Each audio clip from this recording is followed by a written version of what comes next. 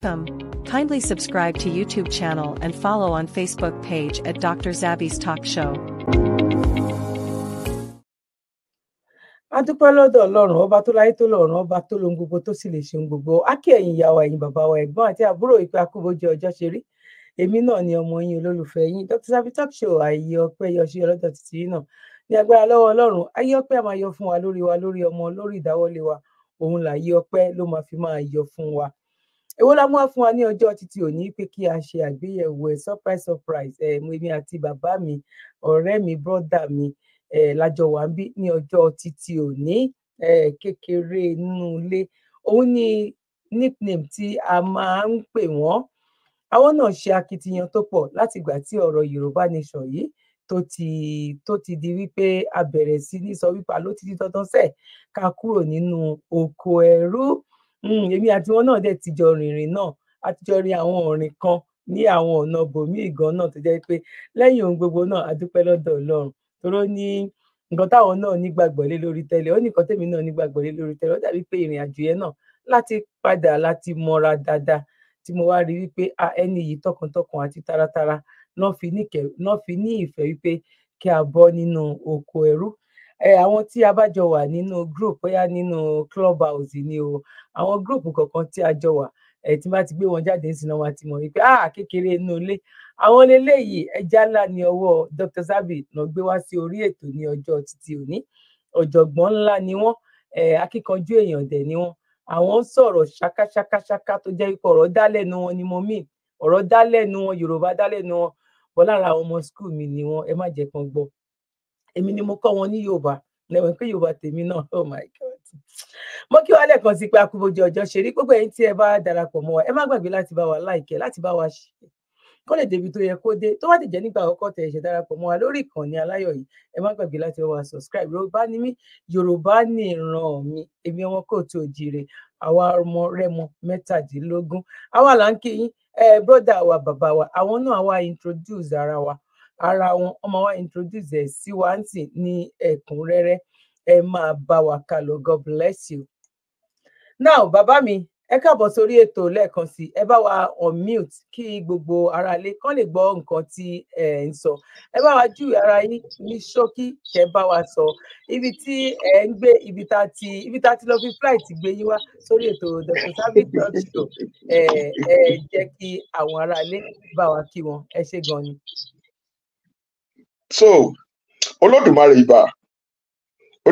ìbà o, ìbà kọ́dá ayé, ìbà ṣẹ̀dá ọ̀run, ìbà àwọn irúnmọlẹ̀ ilẹ̀ wa gbogbo káàkiri àgbáyé, ìbà fún gbogbo ọba ní ilẹ̀ Káàárọ̀-o-jíire, ìbà fún gbogbo ìjòyè, ìbà fún gbogbo ọmọ ilẹ̀ Káàárọ̀-o-jíire, ìbà fún wa gẹ́gẹ́ bí ọmọ aládé. Ìbà rẹ lónìí o, k'Olódùmarè kó gba ìbà wa. Ìbà yín ìyá mi Dr. Zabby, mo kí yín o, mo júbà kíbà òṣìṣẹ́. Mo kí gbogbo ọmọ Káàárọ̀-o-jíire káàkiri àgbáyé, mo kí gbogbo ọmọ Káàárọ̀-o-jíire káàkiri ilẹ̀. Mo kí wa pé a kú dédé wòye o, a kú bójú ọjọ́ ṣe rí ní apá ọ̀dọ̀ ẹnì kọ̀ọ̀kan wa, bóyá lórí ilẹ̀ tàbí káàkiri àgbáyé. Orúkọ tèmi ni Ọlábọ̀dé Felix, ẹni tí gbogbo aráyé mọ̀ sí, tí ọ̀pọ̀ ènìyàn tí wọ́n mọ̀ wá mọ̀ sí kékeré inú ilé, jákèjádò ní àwọn ibi tí Olódùmarè gbà pé kí a ti gbóhùn wa ṣáájú àkókò yìí. Mo wá dúpẹ́ púpọ̀ lọ́wọ́ ìyá mi Dr. Zabby tán fún wa lórí ọ̀fẹ́ láti láti gbé ojú wa síta. Mo fẹ́ rò pé ojú mi síta tó báyìí rí. Mo kí yín ìyá, ẹ ṣé o, ẹ kú iṣẹ́ náà. A máa júṣe fún wa lágbára Elédùmarè. A ní tọ́jú rẹ̀ mọ́lẹ̀, a dẹ̀ ní tẹnugbó bí ọwọ́ láṣẹ Elédùmarè. Ẹ ṣé gan ni. Ẹ káàbọ̀ sí orí ètò. Tẹ́ bá tẹ̀ júwe ọmọ ìlú bí tẹ́ jẹ́ àti orílẹ̀-èdè ibi tẹ́ wà, ìyẹn tún di ọjọ́ iwájú. Tó bá dẹ̀ wù yín láti sọ, kò ṣe nǹkan kan. Now, kílẹ̀ wí sà. Ìyẹn ò ṣe gbé pamọ́, ẹ má bínú, ọkàn mi fò ní. Mi ò gbọ́dọ̀ gbé yẹn pamọ́, bí bẹ́ẹ̀ kọ́ ègùn kan náà máa sọ pé ẹ gbé wà. Èmi jẹ́ ọmọ bíbí ìlú Ọ̀tàn Ayégbájú, ní ìpínlẹ̀ Ọ̀ṣun tó jẹ́ olúìlú Bolúwadúró local government gẹ́gẹ́ bí wọ́n ṣe pín wa yẹ́lẹyẹ̀lẹ ní àti ọ̀pọ̀lọpọ̀ ọdún wá. Mo orí gbé mi dé ilẹ̀ France ní nǹkan bí ọ̀pọ̀lọpọ̀ ọdún díẹ̀ sẹ́yìn. Mo ń sọ̀rọ̀ láti Paris bí mo ṣe ń sọ̀rọ̀ lọ́wọ́lọ́wọ́ yìí ní France. Ní kúkúrú tàbá tún fẹ́ mọ̀ sí agbọ́dọ̀ má sọ délé. Ìmọ̀gún sì ni mí, ọmọ alágbẹ̀dẹ, ọmọbìnrin tí mo gbọ́ ni mo yà nílé arọ́ o. Ọmọ fínáfínàfíná kì í tán lẹ́nu ọmọ alágbẹ̀dẹ. Ọmọ Ògún ni mí o. Ọmọ Ògún orúkọ tí mo kọ́kọ́ lò gan lórí Clubhouse nìyẹn, kí wọ́n tó sọ pé ká padà ká tó wá máa jẹ́ kékeré inú ilé. Bó ṣe jẹ́ nìyẹn ní kúkúrú. Ẹ ṣeun. Ẹ má jẹ́ kán máa wò wípé bóyá torí pé bóyá Ògún ò dáná ṣe ní kẹ́ padà o, torí wípé ẹ máa ń ṣe bí kékeré inú ilé. Tẹ́ bá ti sọ̀rọ̀ lọ sọ̀rọ̀ bọ̀, ohun tẹ́ máa ń fi sílẹ̀ ní wípé kékeré inú ilé nínú yín ló ń sọ̀rọ̀ nǹkan tí ẹ bá ń wá kékeré inú ilé ní ọmọ yín lára gbé. Bọ̀ ọmọ Ògún àgbẹ̀dẹ ìyẹn sì wà ń bẹ̀ tí ò yí sí tí ò tẹ̀ kúrò ń bẹ̀. Láíláí. Ojú òní tiwa, gbogbo wa náà ló yẹ ká tiẹ̀ mọ orísun wa, gbogbo wa ló yẹ ká mọ ibi tá ti wá, bọ̀ ìyẹn ò tún ṣe ọjọ́ títí òní yẹn tún di ọjọ́ iwájú. Pàtàkì jùlọ nǹkan tí a ṣe gbé àwọn bàbá wa wá sórí ètò lọ́jọ́ títí òní. Ẹ má bínú tí bàbá wa tán bá ń sọ̀rọ̀, àwọn Faransé díẹ̀díẹ̀ ó lè máa jáde ńbẹ̀. Wọ́n tiẹ̀ láìkan máa sọ òyìnbó bó ṣe lè wù kó mọ. Àti Faransé gan Yorùbá yẹn gangan ni but Faransé lè máa jáde ńbẹ̀ torí pé ó kújọ́ mẹ́ta náà ọjọ́ kan pẹ̀lú tí wọ́n wà nínú Faransé kọ́nà kó fi tóbi tá a bá wà kó fi ṣe ìrọ̀rùn fún wa ní agbára Elédùmarè. Ètí wọn kọ́ jù sí yín níwájú òun ni nǹkan tó ń lọ tó bá tẹ̀ jẹ́ pé fídíò tí mo ti torí ẹ̀ pè yín wá tí mo bá lórí ìkànnì tí mo rí pé sọ̀rọ̀ lé lórí tí mo dẹ̀ rí pé ó máa da kí àwa ọmọ Yorùbá nation náà ká tún jíròrò ní orí ẹ̀. Ká tó wá lọ sí orí fídíò yẹn, máa kọ́kọ́ béèrè àwọn nǹkan kan lọ́wọ́ yín náà pẹ̀lú awuyewuye tó tún ti ń ṣẹlẹ̀ lórí ọ̀rọ̀ àwa ọmọ kóòtù òjíire lọ́wọ́lọ́wọ́ tí mò ń bá yín sọ̀rọ̀ yìí nínú oṣù keje 2024 tá à ń sọ̀rọ̀ ní ọwọ́lọ́wọ́ yìí níwà ní ìlú UK gẹ́gẹ́ bí àwọn olólùfẹ́ mi bọ́n ṣe mọ̀ wípé ìlú UK lèmi fi ṣe ibùgbé àdúpẹ́ ní ọ̀dọ̀ Elédùmarè. Now àwọn awuyewuye náà kò ju wípé àwọn lára wa kan wọ́n jáde wọ́n ti sọ wípé báwọn tún ṣe wà yìí o àwọn rí wípé regional òun ló tún lè ṣe nǹkan tó wà nílẹ̀ yìí wípé Yorùbá nation ńkọ́ kò tiẹ̀ lè ṣiṣẹ́ kò tiẹ̀ lè work ká rọra gbé sí ẹ̀gbẹ́ kan tá bá kọ́kọ́ lọ sí region from regional a máa ẹ̀ṣẹ̀ wá wọ inú a lè tibẹ̀ lọ sí ọ̀rọ̀ Yorùbá nation.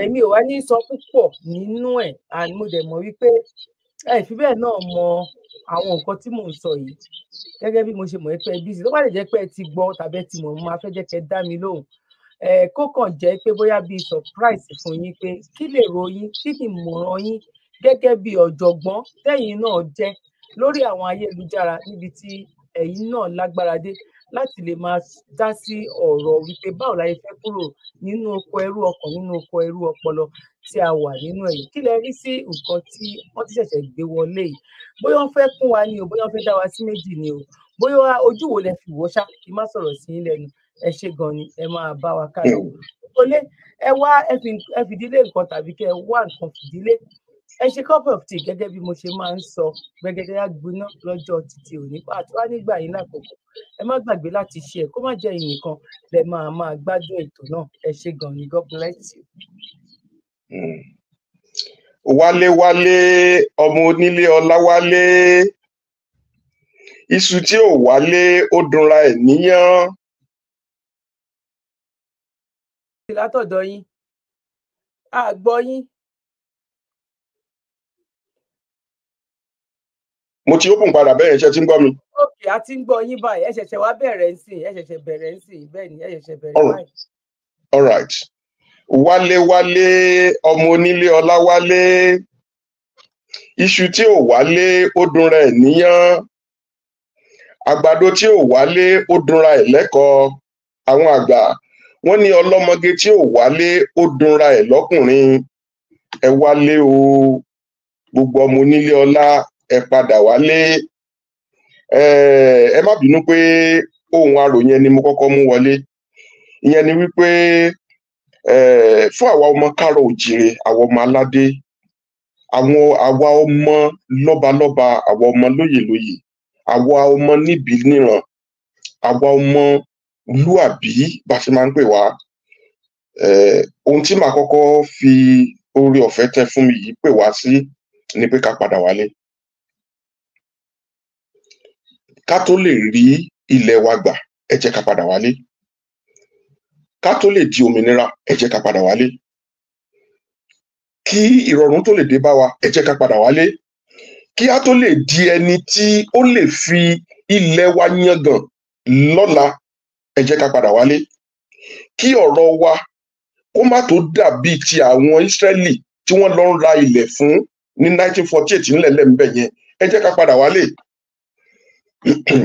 Kí a ro ọ̀rọ̀ yìí jìnnà pé tí àwa ìran tá a wà ń bẹ̀ yìí tá a bá fi lè ṣí, níbo ni àwọn ọmọ ọmọ wa yóò jẹ́ lẹ́yìn wa ọ̀la, ẹ jẹ́ ká padà wálé. Ìpadà wálé tá a sì lè padà wálé, kọ́kọ́rọ́ àkọ́kọ́ òun ni ìṣọ̀kan. Nítorí pé òṣùṣọ́ ọwọ̀ nìkan ló lè gba ilẹ̀ kó mọ́.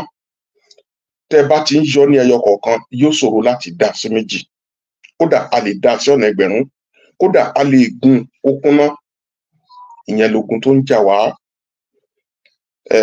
Mo bẹ̀ wá, gbogbo àwa tá a bá gbọ́ ètò yìí látòrí Dr. Zabby Show, ẹ jọ̀wọ́, mo bẹ̀ wá ni, mo fi àwọn alálẹ̀ wa bẹ̀ wá, mo fi àwọn irúnmọlẹ̀ wa bẹ̀ wá, mo fi àwọn tí wọ́n tẹ ilẹ̀ yẹn dó, mo fi bẹ̀ wá, ẹ jẹ́ ká padà wálé.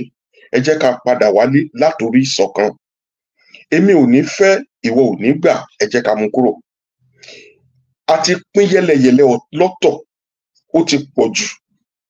A ti pín sí ọ̀nà àìmọye, tá a bá ní ká máa kà á àti ẹ̀ lè sọ tán. So tá a bá tún wá wo apá ohun tí ó ti sọnù mọ́ wa lọ́wọ́, ohun tó ti bàjẹ́ mọ́ wa lọ́wọ́, ẹ̀mí tó ti bọ́. Àtúgbọ́ yín mọ́, ọwọ́ yín tún ti tẹ̀ nǹkan kan.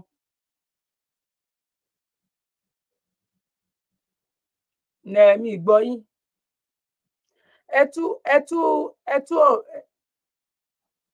mute, kẹ́tù on mute. Tẹ́yìn bá ń gbọ́ mi, ẹ mute, kẹ́tù on mute. Yà, ó yẹ sọ̀rọ̀ ń sìn náà. Ẹ sọ̀rọ̀ ń sìn. Ṣé tí ń gbọ́ mi padà? Àti mò ń gbọ́ yín, á jẹ́ pé èèyàn mọ báwo ló ṣe jẹ́ bọ̀. Tó bá ti rí bẹ́ẹ̀, tí n bá tún ti nawọ́ báyìí pé mi ò gbọ́ yín, ẹ mute, kẹ́tù on mute padà again. All right, okay. Ọ̀bẹ bàbá tó sílẹ̀ báyìí. Ó lè jẹ́ okay. Mi wà mọ̀ bí tí mo dé mbẹ̀ yẹn. So ohun tí mò ń. Ẹni ká wálé wípé a ti pín yẹlẹyẹlẹ, ẹ̀ẹ́dẹ̀ lè ká iye ọ̀nà tá a pín sí. Ẹ ṣe iye ọ̀nà tá a pín wa sí, a lè ká tán lénìí. Àwọn irinṣẹ́ tí wọ́n ti fi pín wa ó pọ̀ tó fi jẹ́ pé a ò mọ ara wa mọ́. Now tá a bá wá wo àwọn àdánù, àwọn ìṣòro, àwọn aginjù tá a ti là kọjá lórí ìjàngbara yìí, tí Ọlọ́run dẹ̀ sọ pé ká sì wà ń bẹ̀ lénìí pẹ̀lú àwọn ìfarapa tá a ti ní lórí ẹ̀, kò yẹ ká tún dé ìkóríta yìí kí wọ́n tún fi ẹ̀tàn míì kí wọ́n tún fi pín wa. Ìdí ẹ̀bẹ̀ mi àti àkòrí tí mo fẹ́ dúró lé lónìí nìyẹn pé ẹ jẹ́ ká mú ìpínyà kúrò. Ìyẹn àkọ́kọ́. Ìkejì ni pé àwọn àgbà wọn sọ pé ẹran tó bá ṣiyèméjì òun ni ọdẹ máa ń pa. Tó bá jẹ́ pé bó ṣe fojú kan dẹ tó gbéra tó gba ọ̀nà ibi tó ń lọ yẹn, ó ṣeé ṣe kọ́dẹ yẹn ó talẹ̀. Ṣùgbọ́n tó bá lọ sọ́tún, àkókò tí ó fi padà wá sósì pé bẹ́ẹ̀ ni kò ń gbà lọ, ọwọ́ ọdẹ á gún sí lára, ọ̀run làlà. Ẹ jẹ́ ká kíyèsára níbi tá a dé yìí. Ohun tí mò ń sọ ní pàtàkì ni pé tí a bá ní pé tá a bá nílè dúró sórí ẹsẹ̀ kan ṣoṣo, ìpinnu kan ṣoṣo, fún àṣeyọrí kan ṣoṣo, tá ń yà sọ́tún, tá ń yà sósì, àti débi tá ń lọ kò ní yá wa bọ̀rọ̀bọ̀rọ̀. Torí náà ẹ jẹ́ ká dúró sórí ẹsẹ̀ tá a ti dúró. ibi tá a fi pinlẹ̀ tí a fi ní àwọn àdánù àti àwọn ìṣòro tá a ní orí ìjàngbara yìí, ẹ má jẹ́ ká jẹ ìyà yẹn lájẹnu, ẹ jẹ́ ká kúkú dúró sórí ẹ̀ títí dópin. Tán bá ní kí ni plan A wa, Yorùbá nation. Tán bá ní kí ni plan B wa, Yorùbá nation. Tán bá ní kí ni plan Z wa, Yorùbá nation. Ẹ̀bẹ̀ tèmi fẹ́ bẹ̀ wá nìyẹn. Ìdí ni wípé bá a bá fi ṣe bẹ́ẹ̀, tá a bá ti sọ ojú òpó yẹn nù, kò ní bọ́ mọ́ wa lọ́wọ́ o. Olódùmarè á bá wa ṣe. Tẹ́ bá ní ìtẹ̀síwájú, èmi á wí irun o, ṣùgbọ́n torí àkókò, tẹ́ bá ní pé ojú tí mo fi rí, tí mo fi wò ó, àwa tí à ń fẹ́ ronú sí pé bóyá ká máa lọ fún regional government, mi tètè rí èdè káròjire fún yẹn ni pé ìjọba ẹlẹ́kùnjẹkùn ká padà sí ìgbà ayé bàbá Awólọ́wọ̀. Ìbéèrè tí mo máa béèrè lọ́wọ́ wa ni pé lẹ́yìn ìgbà tí ìjọba bàbá Awólọ́wọ̀, kí ló gbẹ̀yìn ẹ̀ fún wa? Tá a bá ti lè rántí ẹ̀yin bàbá màmá wa tẹ́ ẹ jẹ́ ọmọ nígbà ayé Awólọ́wọ̀, tí ẹ jẹ ètò ẹ̀kọ́ ọ̀fẹ́ ayé Awólọ́wọ̀ ní ìgbà ayé ìjọba ẹlẹ́kùnjẹkùn tí ó jẹ́ ìlà oòrùn ilẹ̀ káàárọ̀-o-jíire, ẹ̀yin ti gbọ́njú, ọwọ́ yín tẹ́tí, ọwọ́ ló tẹ́tí láyé ìgbà náà, kò sákọọ́lẹ̀. Lénìí ẹ̀yin ni grandpa wa níbi tẹ́ wà o, ẹ̀yin ni grandma wa níbi tẹ́ jókòó sí. Lẹ́yìn ìgbà yẹn tá a gba òmìnira tán, kí ni èrè tí a rí mú jáde lẹ́yìn ìgbà tí a wá da gbogbo ẹ̀ papọ̀ mọ́ra wọn? Ìbéèrè mi kejì ni pé gbogbo iṣẹ́ tí Awólọ́wọ̀ ṣe nígbà náà àti bàbá yìí, kọ́lọ́run bá wa tẹ́ afẹ́fẹ́ wọn sí rere, ìtàn wa ò ní lè gbàgbé wọn. Àtàwọn tó jọ ṣèjọba ìgbà yẹn, àwọn tó sì wà láyé bíi bàbá mi Akíntóyè lónìí, kọ́lọ́run bá wa lọ́ra ẹ̀mí bàbá yẹn. Níbo ni iṣẹ́ yẹn wà? Níbo lẹ lè tọ́ka sí nílẹ̀ káàárọ̀-o-jíire lénìí tẹ́ ẹ lè sọ pé iṣẹ́ t'Awólọ́wọ̀ ṣe lénìí? France tèmi wà yìí, àwọn ilé kan wà tó jẹ́ pé 300, 400, 500 ọdún ni wọ́n ti kọ́ síbẹ̀.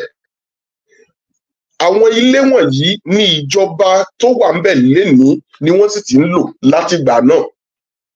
À ń pe àwọn ibìkan ní chateau lọ́dọ̀ wa ń bí ní France. Ìyá sọ pé màá sọ French o, ẹ má bínú o. Chateau ó jẹ́ àwọn ilé ńláńlá tí wọ́n ti fi owó ìkónilẹ́rú ayé ìgbà yẹn kọ́, tí wọ́n ti fi àwọn bàbá ńlá wa kọ́. Àwọn chateau yẹn sì wà ń bẹ̀ o, wọ́n wó wọn dànù o. Ẹ jọ̀wọ́ ẹ̀yin ọmọ káàárọ̀-o-jíire, yàtọ̀ fún Cocoa House lénìí tí ó ti fẹ́ wó palẹ̀ tán o, torí àárẹ̀ ti múlé yẹn, kò ní ìtọ́jú kankan. Kí ni ohun tó kù tá a lè tọ́ka sí ní gbogbo làálàá gbogbo ọjọ́ ayé Chief Ọbáfẹ́mi Awólọ́wọ̀ títí tó fi kú ní 1987? Wọ́n parí Èkó tán, wọ́n fẹ́ dọ́wọ́ lé Ìbàdàn, òní wọ́n ní wọ́n fún wa lómìnira. Ẹ lọ sí ìlú Ìbàdàn, ẹ padà s'Ékòó títí tí Babangida fi ṣe 3rd Mainland Bridge, kò sí ìdàgbàsókè kankan l'Ékòó. Now Ìbàdàn ò nítumọ̀ títí dèní, kò síbì kan nígbà táwa kéré.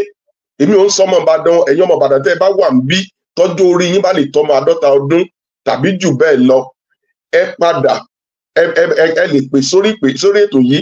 Àwọn bàbá wa láyé ìgbà náà, wọ́n ní omi ẹ̀rọ wájú tàwọn, wọ́n ní ìkòkò àmúnulé, kọ́ọ̀pù kan, bọ́kẹ́tì kan àti abọ́ ìbomisára kan ni wọ́n ní.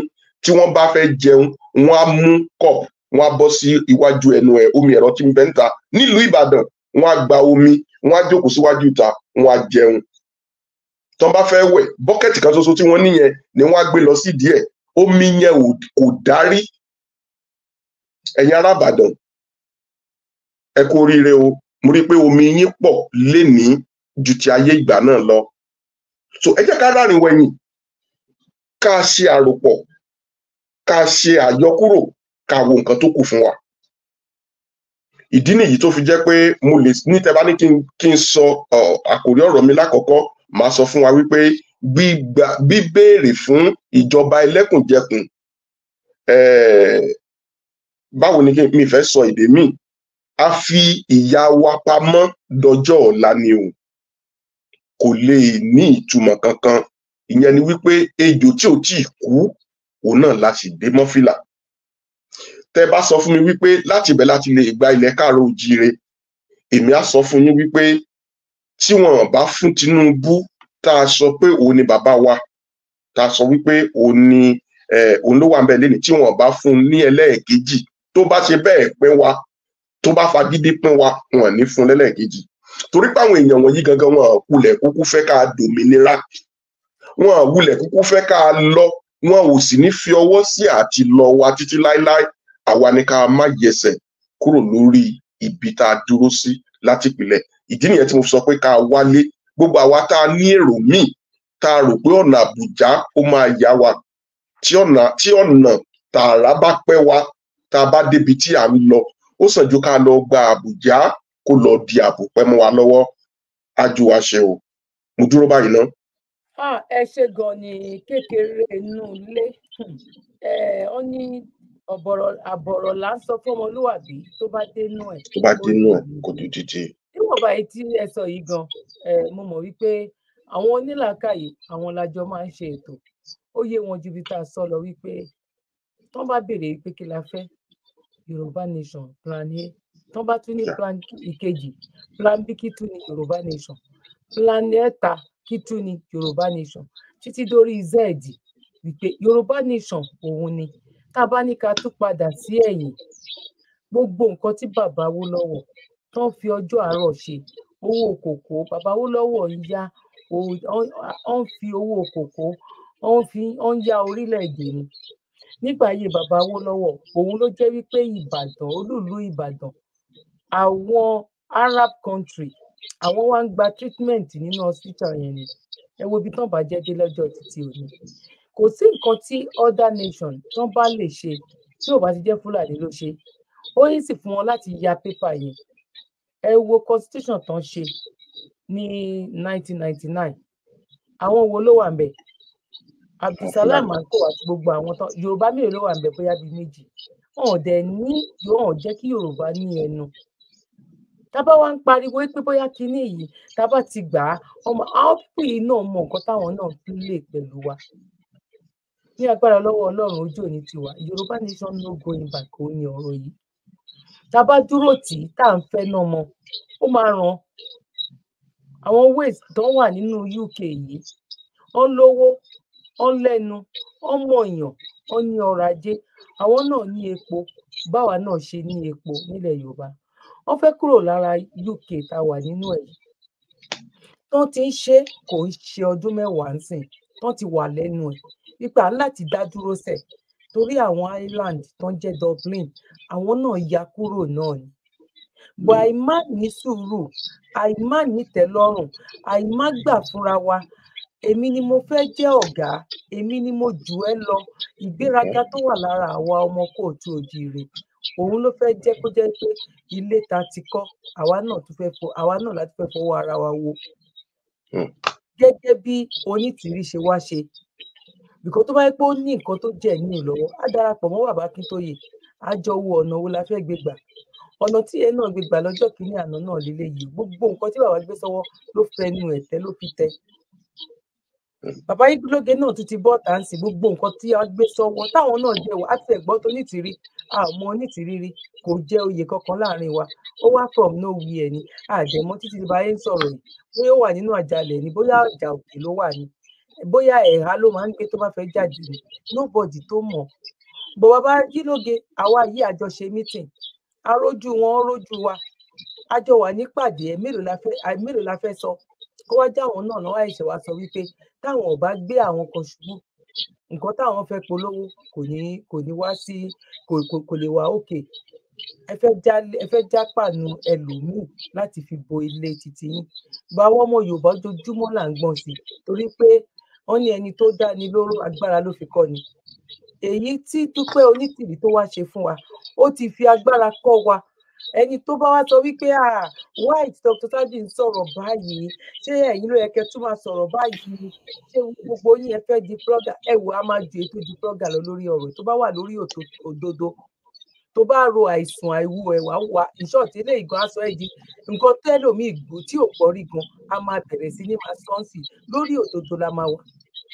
ẹnu tá a pamọ́ tẹ́lẹ̀tẹ́lẹ̀ òun ni Dúpẹ́ Onítìrí ló ṣe bá ìrìn àjò yìí di bí a ṣe wà yìí, torí pé nígbà yẹn gan kó tó di pé a bẹ̀rẹ̀ sí ní pariwo síta, iná yẹn ti ń rà wá lára nínú ilé bọ̀ á mú mọ́ra ni bọ̀ tó wáyé pé bóyá gbé wá àwa náà yìí tiẹ̀ padà bọ́ àyè ìtẹ̀ ń gbà yẹn à ń wò ó pé káwọn èèyàn bọ́ nísìnyí nǹkan tó bá wun ẹ lẹ́nu òun ni kó sọ. Àwa láti dúró sórí òtítọ́ wa, ayé sọ̀rọ̀ sókè, àsìkò sọ̀rọ̀ sókè, ìgbà sọ̀rọ̀ sókè, òun la wà nínú ọ̀rọ̀ Yorùbá Nation. Kódà gan kó ku àwa méjì ká jẹ́ olóòtítọ́, ìgbà tọ́nà àrà yẹn bá máa dé, ọ̀nà ara yánu òun ló máa gbà láti fi ṣẹlẹ̀. Ọlọ́run ò dẹ̀ ní da iṣẹ́ wa, kò ní ìdálù wa láyà, torí pé kí ni nínú gbogbo àwọn tá à ń sọ̀rọ̀ ẹ̀, a máa rí wípé bóyá bí 60% or 65% nínú wa èjì ò sí ní side ọ̀dọ̀ anybody mọ́. Ìyẹn lẹ máa fi mọ̀ pé nǹkan tí òyìnbó ṣe, òyìnbó ń jà fún ìran ẹ̀ tí ò tí ì dé rárá, ó ní plan sílẹ̀ fún nǹkan tó kù táwa yìí náà ń ṣe náà nìyẹn. Kò ń ṣe torí ipò tá fẹ́ lọ jẹ́ ń bẹ̀, kò ń ṣe torí oyè tá fẹ́ lọ jẹ́ ń bẹ̀, bí òun ṣe wípé àwa náà ń ro ọjọ́ ọ̀la àwọn tó ń bọ̀. Gẹ́gẹ́ bá yín sọ̀rọ̀ bàbá wa Awólọ́wọ̀, káwọn èèyàn náà lè sọ wípé ipa wo nìwọ náà kó nígbà tí egungun ẹ̀ tó ṣì le. Ọlọ́run kò ní dójú àdúrà tiwa. Náà mo kí wa lẹ́ẹ̀kan sí wípé akúbójú ọjọ́ ṣe rí gbogbo èyí tí ẹ darapọ̀ tẹ́ ń bá wa bá ètò ká lọ. Ẹ tún lọ fìlì cup of tea, kẹ wá nǹkan fìdílé tàbí kẹ fìdílé nǹkan. Mo mọ̀ nípa nígbà yín lákòókò fún fídíò tá a fẹ́ gbé wá torí pé a ti kọ́kọ́ sọ one topic lákọ́kọ́ treat lọ yìí náà. Another topic lẹ́yìn ìbọn a máa ṣe papọ̀ ní a máa wá ṣe léyìí ní kọ́mọ́nkóbó ọmọ ìpè lágbára lọ́wọ́ Ọlọ́run láìpẹ́ láì jìnnà a máa tún gbé brọ́dà wá. Ẹ jẹ́ kí n sáré lọ play fídíò yìí kẹ wá wo ojú tí àwọn tán ní ká dúró tì, ojú tán fi wò tán ti bà gbogbo ilé ayé jẹ́ ju wípé irú nǹkan tí ọ̀gbẹ́ni yìí tóun dúró tó ń sọ tí Yorùbá Nation náà bá dúró báwa náà máa ṣe máa pàṣẹ tá máa di apàṣẹ wá nìyẹn. Lágbára lọ́wọ́ Ọlọ́run ojú òní tiwa, ẹ máa bá wa ká lọ. Time for them to come back to Africa and put up. Recently, you all could remember there is one guy called Eric Prince, this white guy. He said this openly and loudly, that it is time for them to come back to Africa and put up the colonial hat, come back to recolonize Africa, because we cannot govern ourselves well. Then all the African leaders, nobody said anything about that. Then another person also came out. This is one French general.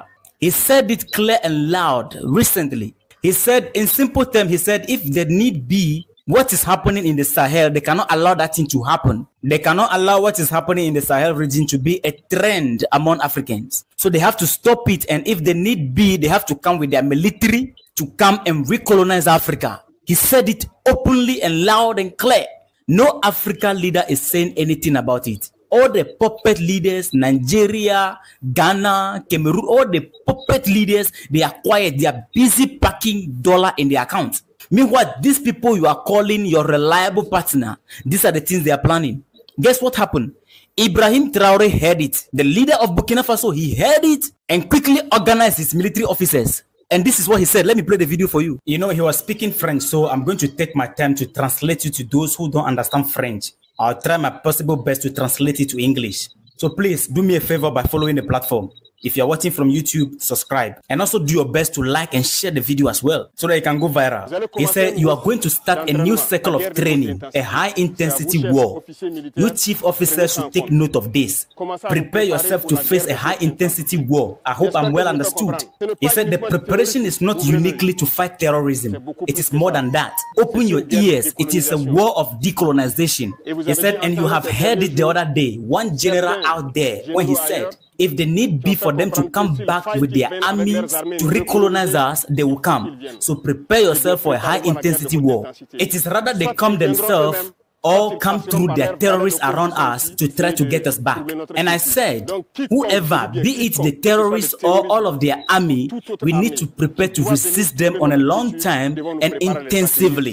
That is why I'm telling you to prepare for a high-intensity war. And we are going to go through this training and we will be able to defeat these terrorists. Because it is either they will come using their terrorists or they will come themselves with their army. So we need to prepare, and this is the time for you, the soldiers, to be one with the population.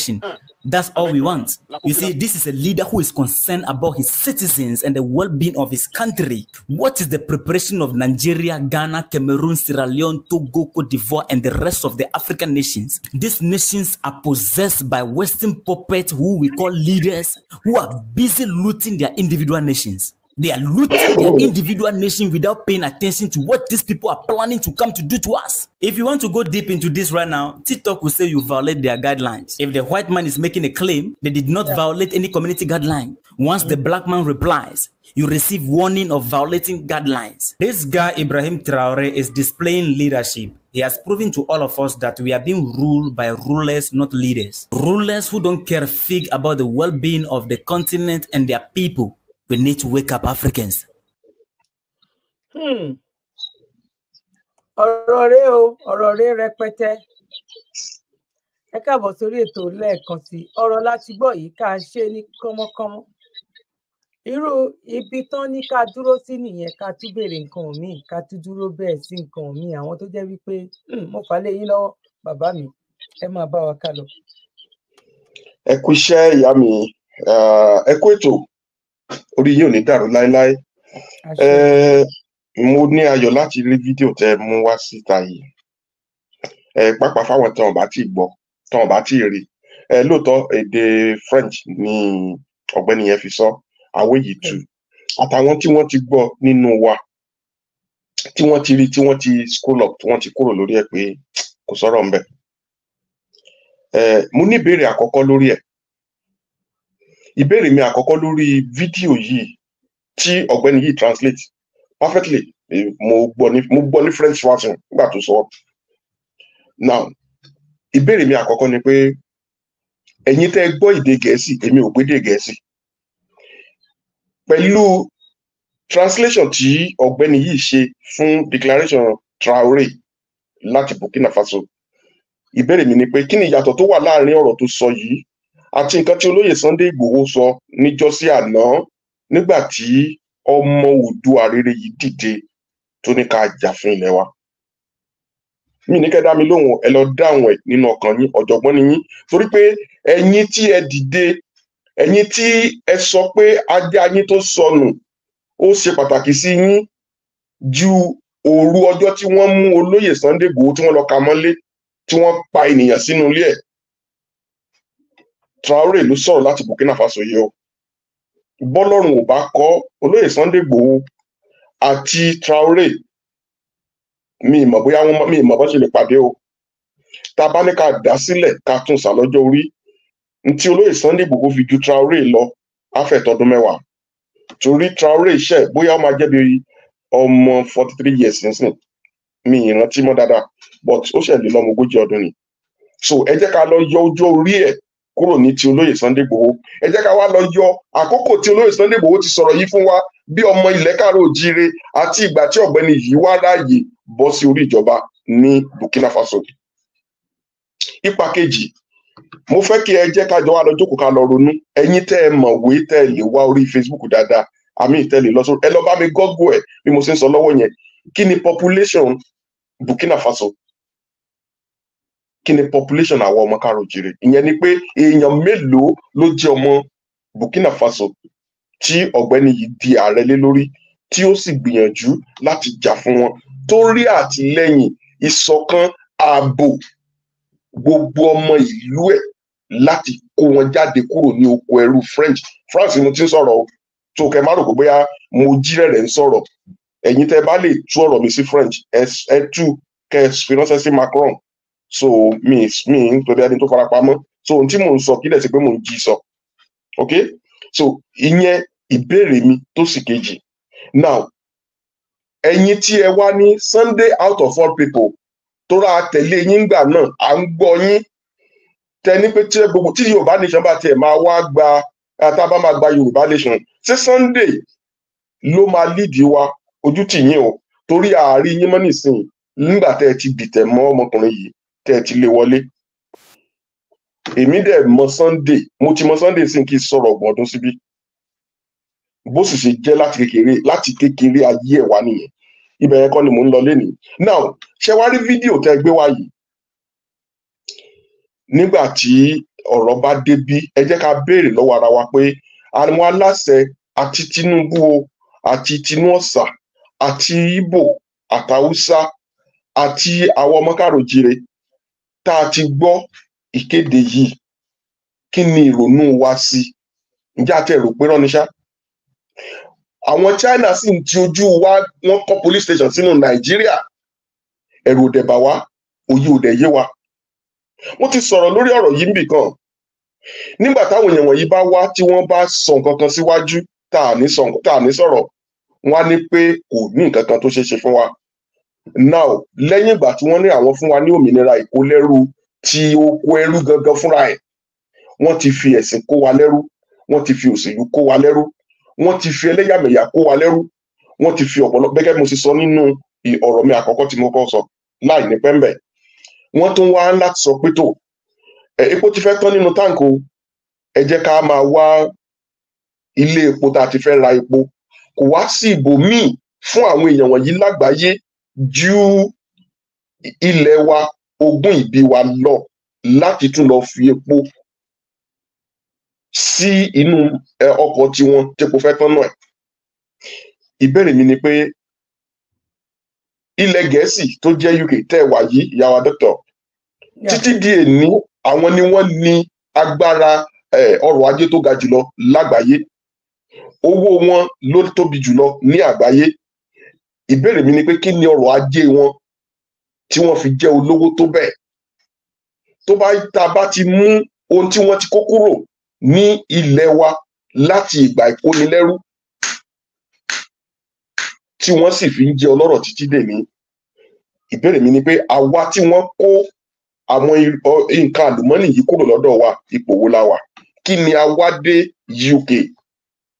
Mo ti fẹ́ kúrò ńbẹ̀ yẹn torí ọ̀rọ̀ tún ti wà ńbẹ̀ yẹn, torí wípé ní títí di early 80s àwọn ẹ̀gbọ́n wa àwọn bàbá wa lénìí tí wọ́n wá kàwé ní UK tó ń bá ní kán fún wọn níṣẹ́ ní UK, wọ́n á ní àwọn lọ lé iṣẹ́ dúró dà wọ́n lé. Ọmọ wa mélòó ló kàwé lénìí torí iṣẹ́ ṣe, yàtọ̀ fún kan ṣolóṣó, yàtọ̀ fún kan ṣe yahoo? A wá ń sọ̀rọ̀ lórí èrò ètò ààbò lélẹ́yìí ń sìn. Olóyè Sunday Igboho dìde, wọ́n ní ó ní ẹ lọ sóògùn, ó ní torí ẹ máa jagun, wọ́n lọ́rọ̀ kọ̀rọ̀ ló sọ. Ó dáa náà sìn, eléyìí tí Traoré sọ yìí kí ni ìtumọ̀ fẹ́ fún wọn? Torí wípé tó bá jẹ́ wípé a rí mẹ́ta márùn-ún mẹ́wàá ọmọ ilẹ̀ Káàárọ̀-Oòjíire tí ó lè parapọ̀ pẹ̀lú olóyè Sunday Igboho, àkọ́kọ́ wọn nílé dojúkọ bó ṣe dojúkọ ẹ̀. Ìkejì, a lè wà nípò tá a wà yìí lénìí. Ìkẹta, ó ṣeéṣe gan kómìnira yìí ti tẹ̀ wá lọ́wọ́. Tá a bá rí àwa ọmọ Káàárọ̀-Oòjíire tá a dúró lótìtọ́ àtòdodo, tá a lè rí irú ilé ìgbà tá a fi ń sáyìn 5 million petition, tó bá jẹ́ pé a dúró lóòótọ́ àti òdodo, tá a dẹ̀ dúró lórí ẹ̀ tí a kò wọgbó, ó ṣeéṣe kó jẹ́ pé a ti di òmìnira yìí lénìí. Tó bá jẹ́ pé a rí nínú àwọn ọmọ Káàárọ̀-Oòjíire lóòótọ́ àti òdodo, nínú àwọn tó ń lówó ní ọmọ Káàárọ̀-Oòjíire tí wọ́n lè tì wá lẹ́yìn láti ní àwọn èròjà tó péye láti lè dá dúró, ó ṣeéṣe ká ti di òmìnira yìí lénìí. Bẹ́ẹ̀ni. Ẹ̀yin tẹ́ wá sọ wípé kò lè ṣeé ṣe, ṣé ọjọ́ kan ni wọ́n so igun mẹ́rẹ̀ẹ̀rin tá à ń pè ní Nàìjíríà lénìí, sọ́jọ́ kan náà so papọ̀ ni? Ẹ̀yin tẹ́ ń sọ wípé kò lè ṣeé ṣe, sí ọjọ́ tí Chief Ọbáfẹ́mi Awólọ́wọ̀ lọ́jọ́ tó bẹ̀rẹ̀ iṣẹ́ yẹn, sọ́jọ́ yẹn ló parí ẹ̀ ni? Ẹ̀yin tẹ́ ń sọ wípé kò lè ṣeé ṣe nígbà tí wọ́n fa ti South Sudan títí nígbẹ̀yìngbẹ́yìn wọ́n rí gbà tàbí wọ́n rí gbà. Bó tiẹ̀ jẹ́ pé àwa ò fẹ́ ìtàjẹ̀sílẹ̀ gẹ́gẹ́ bá a ṣe ń sọ, ṣùgbọ́n ọmọọba wa ò lè jagun bí ẹrú torí pé ilẹ̀ wa ti wà ń bẹ̀, gbogbo ohun tá a fi ń jẹ orílẹ̀-èdè láti fi ní. Now ẹ rí i pé ọ̀gbẹ́ni yẹn nínú ọ̀rọ̀ tó sọ, ó dárúkọ Nàìjíríà gẹ́gẹ́ bí ìlú tó tóbi jù ní Áfíríkà. Ó ní kí ni wọ́n sọ lé lórí? Tinubu tó wà l'Ábùjá, ó gbọ́ wípé wọ́n sọ pé àwọn ń padà bọ̀ wá kó Áfíríkà lẹ́rú. Kí ni Tinubu ṣe lé lórí? Mo ti rí àwọn report kan tí wọ́n sọ pé kán ẹ̀sẹ̀ wá ìkípu kán ra nǹkan ìjà ogun fún àwọn Nigeria Army àbí àwọn Nigeria Security Boards. But ní ìgbà kan níbi ọgbọ̀n ọdún sẹ́yìn, Nigeria Army was the best shooter in Africa, if not the best in the world. kí ni wọ́n shoot lẹ́nìí. Now ṣé Nigeria security board tí ò lè dojúkọ Boko Haram kó defeat wọn so ló máa sọ pé àwọn máa sọ ibodè kí wọ́n má kí àwọn àtọ̀rìnwá máa wá gba ìjọba mọ́ wa lọ́wọ́. Ẹ má jẹ́ kí ojú ẹ má jẹ́ kó kẹ́rù ó bà wá kó má jọ wá lójú ní ọjọ́ kan tí wọ́n bá kàn dé tẹ́ kàn déédéé ráwọn kan tán lè dé kó bọ̀ wọlé tí wọ́n dẹ̀ bọ́ sí Tinubu square ńbẹ̀ yẹn tàbí tán lọ sí Dọ̀dán Barrack tàbí tán bọ́ sí Mọ́kọ́lá ńbàdàn tí wọ́n sọ pé ilẹ̀ yìí ó ti di tàwọn. Ẹ jọ̀ọ́ ẹ̀yin tẹ́ sọ pé kò ní lè ṣeé ṣe tẹ́ ní Àbújá ní ká máa lọ kí lẹ ní tẹ́ fẹ́ fi defend torí Nàìjíríà fúnra ẹ̀ gangan ò ní tó fi lè gbára ẹ̀ sílẹ̀ even lọ́wọ́lọ́wọ́ tá à ń sọ yìí tí àwọn kan bá dìde tí wọ́n bá wọlé sínú Nàìjíríà tí wọ́n bá láwọn gba ìjọba lọ́wọ́ Tinubu kò sí nǹkan àyàwó kankan tí Nàìjíríà gangan fúnra ẹ̀ tó fi lè gbà wá kúrò ní abẹ́ oko amúnisìn yẹn bá a ti ń sọ lọ́wọ́ yìí bọ́túmí ní lọ púpọ̀ ńbẹ̀ torí pé èmi gangan tako pé ká máa mú ọ̀rọ̀ àṣírí jáde wá torí pé àwọn nǹkan yẹn náà ni wọ́n ń lò lé wa lórí tó fi dàbí ẹni pé ṣiṣẹ́ wá dàbí ọ̀lẹ. So ohun tí mo fẹ́ bẹ̀ wá fún mi ìfẹ́ kọ́rọ̀ mi ó gùn púpọ̀ kókó ibẹ̀ ni èmi fẹ́ sọ̀rọ̀ lé lórí tí a bá lè parapọ̀ bíi ti kan ká mọ ilé wa ó ní kì bá dára jù tí a bá lè ní ìṣọ̀kan ẹ̀yin náà ẹ máa gbójú sójú ọ̀run ní ẹ̀kọ̀ọ̀kan tẹ́ bá rí ẹyẹ tó bá ń fò ṣe báwọn ẹyẹ máa ń wá láti Áfíríkà sọ́dọ̀ wa ń bí ní Europe ẹyẹ ń wá láti Nàìjíríà tí òtútù bá lọ tán tó máa wá jẹ ní Europe ń bí ẹnìkan nínú wọn ló máa ṣáájú àwọn tó kù á sì tẹ̀lé. Bẹ́ẹ̀ni.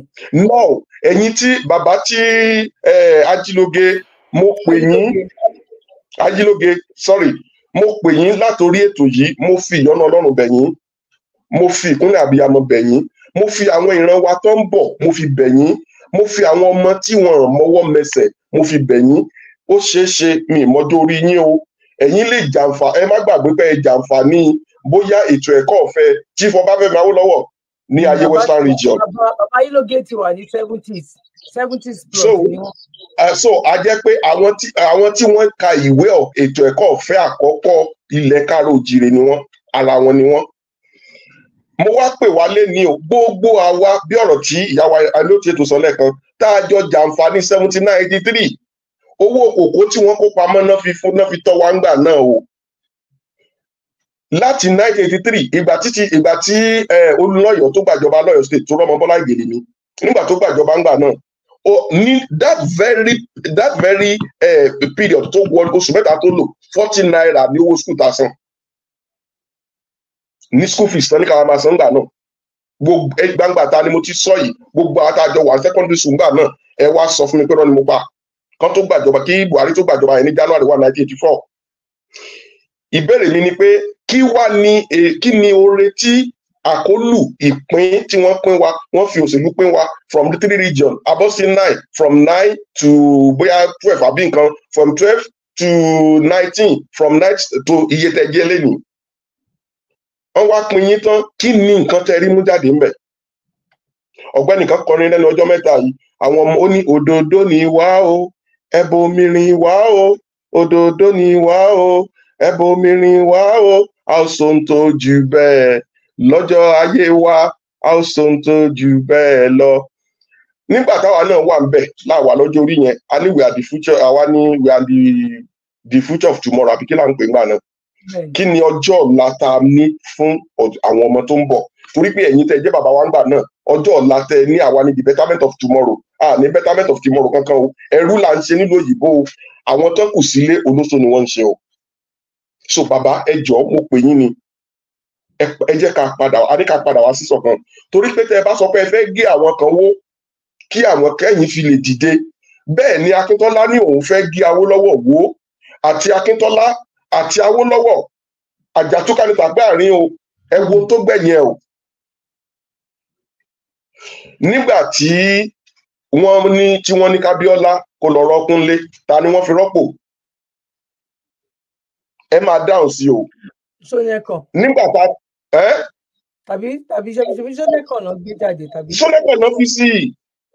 Nígbà tí wọ́n wò títí táwọn bàbá wa yarí ńgbà náà tán ní pé pa àwọn ń lọ àwọn Bọ́lá Ìgè ṣì wà láyé àwọn gbogbo wọn torí bàbá Jákàndé tó ṣẹ̀kú yìí náà ní káwọn rẹ̀ wá lẹ́kún ó tó di 1999 wọ́n ní kí bàbá Ọbásanjọ́ ó bọ́ bẹ̀ nínú 64 years tá a ti lò ń sìn bàbá Ọbásanjọ́ nìkan ó lo 12 years sí 13 years kí la bá bọ̀ ń bẹ̀. So ẹ jẹ́ ká lọ wárí ká lọ kí ni èrè wa ni mo fi sọ níbẹ̀rẹ̀ ọ̀rọ̀ mi pé kí ni ẹ jẹ́ ká ṣe àkójọpọ̀ ká wá pín ká wá yọ kúrò. Oòduà investment ń bolo wà. Oòduà investment ṣe Gàmbàrí ló ń jẹ́ Oòduà ni Sáúsá ló ń jẹ́ Oòduà ni ṣe bí orúkọ àwọn bàbá ńlá wa ni investment yẹn níbo ló wà lénìí. Nigeria embassy tó wà lọ́dọ̀ yín ní UK ṣé Nàìjíríà ló kọ́ ni àbáwólọ́wọ̀. So tẹ́ ẹ bá wá ní pé torí wípé ẹ̀yin rí bóyá torí pé ẹ lè rí nǹkan kan jẹ lóore ń bẹ̀ bóyá ipò kò sí tẹ́ ẹ fẹ́ dà lónìí lọ́jọ́ orí tẹ́ ẹ dà yín tẹ́ ẹ wà yẹn tẹ́ ẹ ti dà sẹ́yìn tẹ́ ẹ bá ti rí dà ṣáájú ọjọ́ orí tẹ́ ẹ wà yìí kò sí nǹkan tó fẹ́ fún yín tẹ́ ẹ bá di nǹkan tẹ́ ẹ fẹ́ dà yẹn lénìí bọ́tà ní dàdàkúdà ẹ má jẹ́ ká fìtàn burúkú lẹ̀ ọmọ yín làwa jẹ́. So àròjinlẹ̀ ní kẹ́ ẹ jẹ́ ká rò ẹ jẹ́ ká gbọ́ nǹkan tí wọ́n sọ láti inú fídíò tó mú wá fún wa yìí pé àwọn òyìnbó amúnisìn yìí wọ́n tún ti ń gbèrò láti gba ilẹ̀ yìí padà. Ẹ̀yin wà nípò agbára lénìí ẹ tẹ̀ jẹ́ béèrè lọ́wọ́ yín tí Tinubu bá kúrò lọ́fíìsì ta lẹ rí tó súnmọ́ òkè láti lọ jẹ́ president padà ní Nàìjíríà in the next 30 years ní Nàìjíríà because tá a bá ti Awólọ́wọ̀ gbìyànjú títí wọn jẹ́ kí bàbá yẹn débẹ̀ tá a bá yọ ọwọ́ bàbá Ọbásanjọ́ kúrò nínú ẹ̀ ọmọ káàró jíire wo lẹ́rí tó wọlé ẹ wọjọ́ orí bàbá Awólọ́wọ̀ Ọbásanjọ́ lè ní o ẹ wọjọ́ orí Tinubu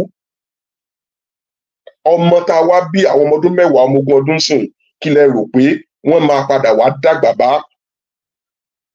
torí gbogbo àwọn tí wọ́n tẹ̀lé wa pátápátá kò sí ẹnikẹ́ni nínú wọn tó jèrè ẹ̀kọ́ ọ̀fẹ́ tàbí ètò ìlera ọ̀fẹ́ tàbí ìgbé ayé ìrọ̀rùn kankan láti 1983. So ọmọ tán bí ní 1983 tá a bá sọ pé a ti gba ẹ̀kọ́ ọ̀fẹ́ rí lénìí a sọ pé irọ́ là ń pa. Ìyá wa sọ nípa ètò ìlera lẹ́ẹ̀kan ọba Saudi Arabia ti wá gba ètò ìlera ní UCH College Teaching Hospital ní láyé ìgbà náà. Kí ni ipò tí UCH wà lẹ́yìn? Ǹjẹ́ ẹ rò wí? Ǹjẹ́ ẹ rò wí? Ọjà náà wọn bíi 3 wọ́n tó wá ṣiṣẹ́ fún 3 hours nísìnyí ọmọ àti ọmọ because wọn ti ẹ̀rọ owó san fún òṣìṣẹ́ mo lo fídíò yẹn lórí ìkànnì ọ̀n ní náà 24 hours níbẹ̀ mọ́ sí tó lọ jẹ owó iná àti iṣẹ́ nǹkan worst gan bẹ̀ yẹn ó worst ju any other thing. Number one teaching hospital complex ní ilẹ̀ káàró òjíire tí ọba Saudi Arabia tó wá gba ìtọ́jú nínú ẹ̀ ní ìgbà kan rí ṣé ọlárẹ̀wájú ni wà ní àbárọ̀lárẹ̀yìn ṣé ìyẹn náà ohun tí mo fẹ́ sọ ni pé regional government tẹ̀ ń béèrè fún lẹ́ni Nàìjíríà ń san minimum of 36,000 tí mi bá sí ok àwọn ẹ̀gbọ́n wa tí wọ́n jáde secondary school ní something 78-80 150 naira ní salary wọn lè ná half of it ẹ quote me house gbangba tá mo ti ń sọ yìí 150 naira. Nítorí náà ẹ jọ̀wọ́ mo pè wá ní o ẹ jẹ́ ká gbìyànjú láti ní àròjinlẹ̀ ẹ jẹ́ ká dúró sórí ipò tá a wà tá a bá ja ogun yìí lẹ́ẹ̀kan náà tá a bá rí gbà tó bá tiẹ̀ wá pẹ́ ó sàn ju ká wọgbó lọ ká má lè jáde sí gbangba tá mọ́ Olódùmarè á fún wa ṣe o. Àmín. Ẹ ṣé gan ni bàbá mi ẹ kú ohùn láti àtàárọ̀ a máa rí yín bá ọwọ́ yín á kàn kì lágbára lọ́wọ́ Elédùmarè ní tẹnugbó bí ọwọ́ dẹ̀ ní ìwí ní ìsọ ní tìǹgbọ́ lọ́wọ́ Elédùmarè a kí yín o ẹ kú àtàárọ̀ ẹ kú ìfẹ́ ọmọ ènìyàn ṣe ojú òní ti wà gbogbo èròǹgbà wa ní ti dáadáa lórí ìrìn àjò yìí àgbàládù awo ní ìwúre wípé ayọ̀ ìdùnnú òun ló máa já sí torí wọn ní adùn ló máa ń gbẹ̀yìn ewúro gbogbo ìta fojú ọwọ́ ṣe lórí ìrìn àjò yìí ànífẹ̀yìn ọwọ́ dànù gbogbo àwọn tó dẹ̀ ń dúró tó fẹ́ máa dúró bí ìgbà tó jẹ́ wípé wọ́n ti rí ibi tí nǹkan yẹn lọ ipá máa dàrú níṣẹ́ torí pé àwa la fẹ́ wà ní ibi tí àwọn kan wà yẹn táwa ò bá wà ń bẹ̀ a kún máa fọ́ gbogbo ẹ̀ ní ọlọ́run á kó sí wọn lọ́kàn ọlọ́run á túbọ̀ jẹ́ kó yé ọtí ò bá wá yé wọn náà gbogbo àwọn tó ń ṣe lọ́jọ́ kìíní àná tó bá wọn sọ́sọ́sọ́ tó ọ̀gbọ́n náà padà tẹ́bọ̀ bá wa ò ní fẹ́ jẹ́ kọ́mọ kóòtù òjìrè ká tẹ́ wọn á jẹ́ kó yé wọn ju bí a ṣe sọ yìí lọ lágbára lọ́wọ́ ọlọ́run ẹ̀yin ìyàwó ẹ̀yin bàbá wa ẹ̀gbọ́n àti àbúrò ẹ̀yin ọlọ́gbọ́n inú àtọlọ́gbọ́n ìta tẹ́ ẹ wà nílé a kí yín o èyí tá a bá sọ lọ́jọ́ títí òní tó bá kù díẹ̀ káàtó ẹ ṣàforíjì fún wa kékeré ni wá ẹ tún wá mọ̀ pé kékeré inú ilé la tún gbé wá lọ́jọ́ títí òní ẹ má fi bí wa o ẹ má fi bí àwọn ọmọ wa ibi ìran wa kó lè da òun là wá dìde fún ẹ jèbù rẹ ẹ fà wá mọ́ra nǹkan táwa ń ṣe ìyá rí wípé nǹkan tí a lè gbọ́ nínú ẹrú òun làwa dúró lé lórí láì má fi igbá kan bọ̀ kan nínú bó ṣe rí bó ṣe jẹ́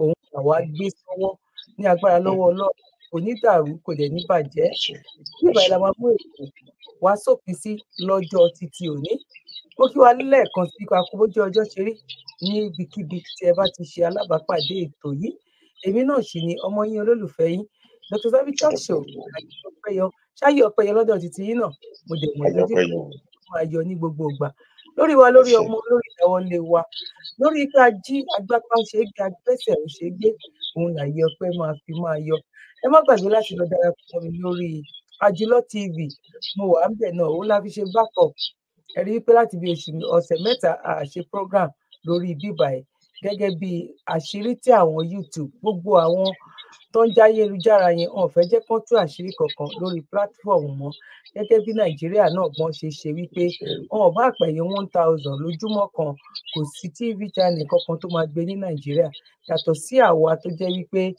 Ọlọ́run fún wa ní oore ọ̀fẹ́ sídìí kan àti díkejì tá a lè máa pariwo tọ̀tàn táwọn èèyàn wa máa fi mọ nǹkan tó ṣẹlẹ̀ ibi táyé bá wa dé òun ni gbogbo wa rí yẹn a fi Àjùlọ TV a fi ṣe backup ní àwọn program tí mo wá ń ṣe ń bẹ̀ ó jẹ́ àrà ọ̀tọ̀ náà ni kò tiẹ̀ jọ mọ́ eléyìí bó ṣe lè wù kó mọ́ in case of incasity tírò ẹ̀ bá wáyé òun la ti fi ṣe lọ lo ibẹ̀ mo dẹ̀ dúpẹ́ lọ́wọ́ ẹ̀yin tẹ́ ti bá mi lọ síbẹ̀ náà láti lọ subscribe ẹ̀yin tẹ́ báyìí ti mọ Àjùlọ TV ẹ táìpẹ̀ síbẹ̀ ẹ lọ bá wa subscribe níbẹ̀ láti bí ọ̀sẹ̀ mẹ́ta tá a ṣe program lórí Dr. Zabby Talk Show ibẹ̀ ni mo fi ń ṣe program ẹ ṣé gan ni ẹ̀yin ni mo máa bá ẹ̀yin náà ni ẹ máa rí lọ́wọ́ dẹ̀ níwájú ọmọ kékeré àti níwájú àgbàlagbà ẹ ṣé gan ni fún ìdarapọ̀ tẹ́ darapọ̀ wa ní ọjọ́ tìrì ẹ má gbàgbé láti fi fọ́nà tuntun sílẹ̀ báwo ló ṣe rí lọ́dọ̀ títí nígbà tí ọ̀pọ̀ lọ́jọ́ títí òní ojú wo lẹ fi wò ó lágbára lọ́wọ́ Ọlọ́run ojú òní tiwa ọ̀rọ̀ wa kò ní já sẹ́kún ọ̀rọ̀ wa máa já sáyọ̀ ní agbára lọ́wọ́ Elédùà á kí gbogbo àwọn alákìkanjú tán ìwà lórí ìrìn àjò yìí tán dúró ṣinṣin tán fi kan gbé méjì tán wò wípé àníwájú níṣẹ́ ànípadà sẹ́yìn á kí yín o á kí bàbá wa Akíntóyè á kí bàbá wa Chief Sunday Igboho Òòṣà òun bàbá Dámì bẹ́ẹ̀ náà la fi gbogbo àwọn sọ̀rọ̀sọ̀rọ̀ tán nígbàgbọ́ tán dẹ̀ níbẹ̀rù Ọlọ́run tán ìgbà fún bàbá Akíntóyè náà á kí wọn gbogbo world media lápapọ̀ á kí wọn gbogbo àwọn ẹgbẹ́ lọ́lọ́kan-ò-jọ̀kan gbogbo wọn pátápátá la kí ẹ ṣé gan ni God bless you one love ibi ìbàlámadé tó dúró sí lọ́jọ́ títí òní. Bye for now. You're welcome. Kindly subscribe to YouTube channel and follow on Facebook page at Dr. Zabby's Talk Show.